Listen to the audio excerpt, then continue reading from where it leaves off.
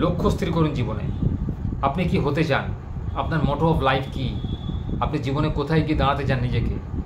আজ থেকে 5 বছরের পরে আপনি নিজেকে কোথায় দেখতে চান? সেই জিনিসটা আপনি মনের মধ্যে নিয়ে আসুন। তাহলে দেখবেন সেই মতো যদি আপনি যদি কাজকর্ম শুরু করেন, সেই মতো যদি আপনি পরিকল্পনা করে কাজে ঝাঁপিয়ে পড়েন, সেই কাজ আপনার সফল হতে বাধ্য। কারণ যার জীবনে লক্ষ্য স্থির সেই পারে জীবনে জয়লাভ করতে, যার লক্ষ্য স্থির নয় সে কিন্তু জীবনে জয়লাভ করতে পারেন না। কারণ সে নিজে কি কাজ করবে সেই কাজের ওপর ফোকাস করতে পারে না, সেই জন্য ভগবান তাকে কিন্তু সাহায্য করে না। যে দেখবেন লক্ষ্য স্থির রেখে যে জীবনে প্রতিটা পদক্ষেপে এগিয়ে যেতে পারে সেই কিন্তু শেষমেশ জয়ী হয়। প্রতিটা কাজেতে লক্ষ্য স্থির থাকা প্রয়োজন। যে কোনো কাজ শুরু করার আগে এই কাজটার পরিণাম কী হতে পারে, এই কাজে আমি কোথায় গিয়ে পৌঁছবো, তবেই কিন্তু আমি কাজটা করব। বিনা উদ্দেশ্য নিয়ে কোনো কাজ করলে বা বিনা লক্ষ্য নিয়ে কোনো কাজ করলে সেই কাজেতে সফলতা আসে না, সেই কাজে ব্যর্থতাই আসে। জীবনে বড় বড় দার্শনিক, মনীষী, সমাজ সংস্কারক এবং যারা বিপ্লবী ছিলেন তারা কিন্তু তাদের লক্ষ্য স্থির করেছিলেন যে ইংরেজকে ভারত থেকে তাড়াবো। ইংরেজকে ভারতকে 200 বছর যে শাসন করেছিল তার যে রক্তক্ষয়ী সংগ্রাম আমরা দেখেছি ইতিহাসের পাতা খুললে, কত রক্তক্ষয়ী সংগ্রাম আমরা পড়েছি বলুন তো।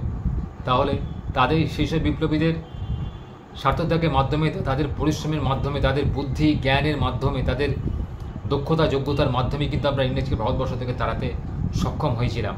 সেরকমই আমাদের ব্যক্তিগত জীবনেও সমস্যাগুলোকে বিতরণ করার জন্য আমাদের পরিশ্রমের মূল্য অপরিসীম এবং লক্ষ্যটাকে স্থির করতে হবে। লক্ষ্যটা যদি স্থির না থাকে আপনি জীবনে কোনো কাজে সফলতা পাবেন না।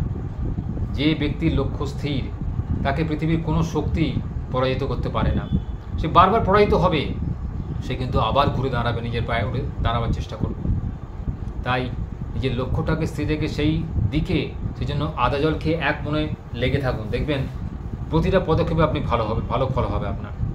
লক্ষ্যটাকে স্থির রেখে যদি আপনি প্রতিটা পদক্ষেপ ঠিকঠাক করে পর্যালোচনা করেন, দেখবেন আপনার চলার পথে সমস্ত বাধা দূর হয়ে যাবে। আপনি খুব সহজেই সেই জায়গার লক্ষ্যপথে পৌঁছতে পারবেন।